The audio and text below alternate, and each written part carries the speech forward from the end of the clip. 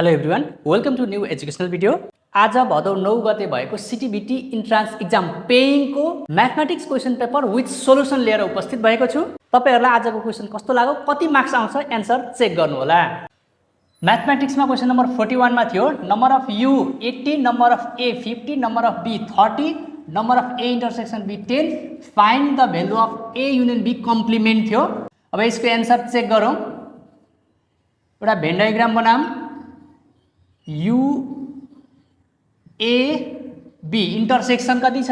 Intersection छ 10, a भनेको 50, 50 मा 10 लेखिसक्यौं, यहाँ रह्यो रिमेनिङ। b भनेको 30, 30 मा 10 इंटरसेक्शन भयो भने यहाँ लेख्यौं only b 20। Number of u छ हामीसँग 80, 40 प्लस 10 प्लस 20 गर्दाखेरि यो 70 भयो, बाहिर रह्यो 10। 10 भनेकै हाम्रो के हो? a union b complement. So correct answer is option b। Question number 42 मा चेन रुल को क्वेशन छ। 63 पाउन्ड स्टर्लिङलाई हामीले डलरमा कन्भर्ट गर्नुपर्ने छ। यसको चेन रुल को फर्मेटमा बनाउँदाखेरि 63 pound sterling is equals to x dollar suppose गरौँ। 1 डलर, यहाँ 1 dollar is equals to rupees 105 दिएको छ। त्यस्तै गरी rupees 135 is equals to 1 pound sterling छ। पाउन्ड स्टर्लिङबाट डलर, डलरबाट रुपीज, रुपीजबाट फेरि पाउन्ड स्टर्लिङ भयो। सो यो चेन रुलमा छ। चेन रुल अनुसार चाहिँ हामीले x फाइन्ड गर्दाखेरि left hand side 63 into 1 into 135 divided by 105 into 1 हुन्छ इज इक्वल्स टु 81 डलर आउँछ। So correct answer is option B 81 dollar. Question number 43 8 what % compound interest will be ₹700 amounts to ₹847 in 2 years छ। हामीले rate of interest find गर्नु छ। CA is equals to P1 plus R upon 100 power T। CA भनेको 847 divided by P ले divide गरिदिउँ 700 is equals to 1 plus R find गर्नुपर्ने power 2। 847 divided by 700 1.21 is equals to 1 plus R upon 100 power 2। 1.1 power 2 is equals to 1 plus R upon 100 power 2।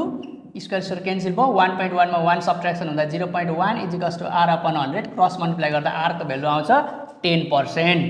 44 a village has a population 17640 if its population growth rate is 5%, find the population before T years भनेको छ। PT is equals to P1 plus R upon 100 power T before 2 years, 2 वर्ष अगाडिको find गर्नु भन्छ। यो भनेको चाहिँ सुरुको पपुलेसन हो, P फाइन्ड गर्नुपर्ने छ। 1 प्लस R भनेको 5 upon 100 power 2।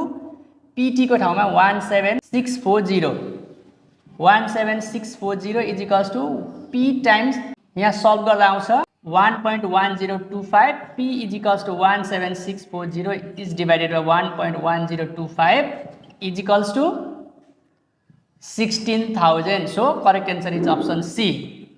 Question number 45. The ratio of sides of triangle 3:4:5 छ भने 3x 4x र 5x डिनोट गर्ने इज इक्वल्स टु पेरिमिटर 12 हुन्छ।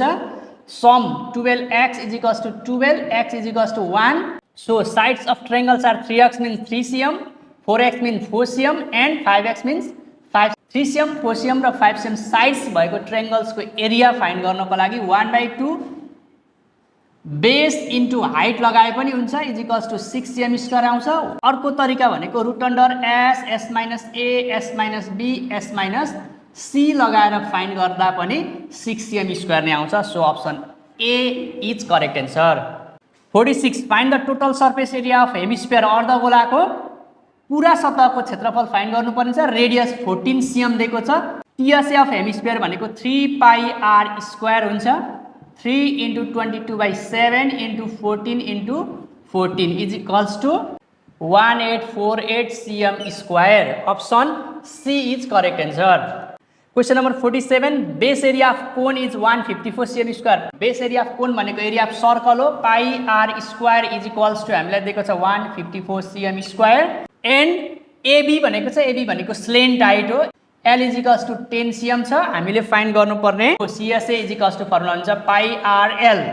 पाई भनेको 22/7, R भनेको यहाँ छैन, यहाँबाट R निकाल्ने। पाई R स्क्वायर भनेको 22/7 into R square is equals to 154, R square is equals to 154 into 7 divided by 22 is equals to 49 आउँछ। यो भनेको 7 को स्क्वायर हो, so r is equals to 7 cm हुन्छ। यहाँ 7 cm, l भनेको 10 cm, 7 7 क्यान्सल भयो, 210 cm square. Option A is correct answer.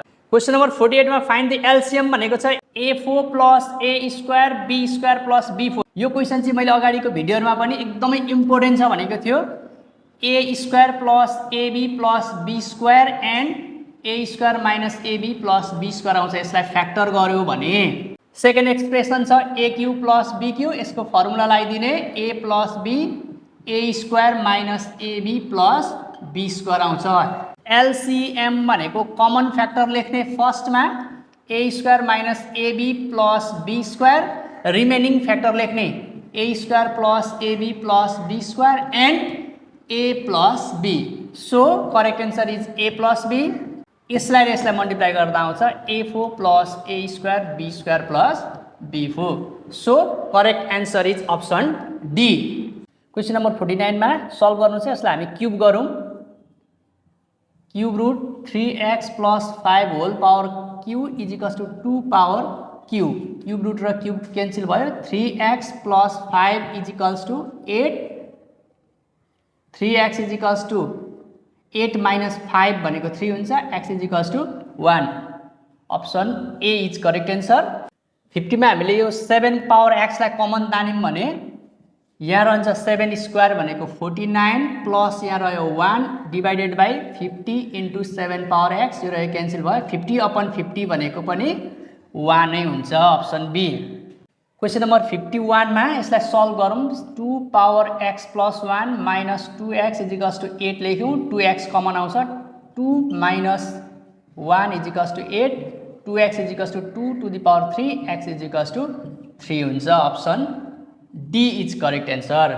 Question number 52 मा xy yz र zx छ। तीनटैबाट एलसीएम लिने भने xyz आउँछ। यहाँ xy छ, यहाँ xyz छ।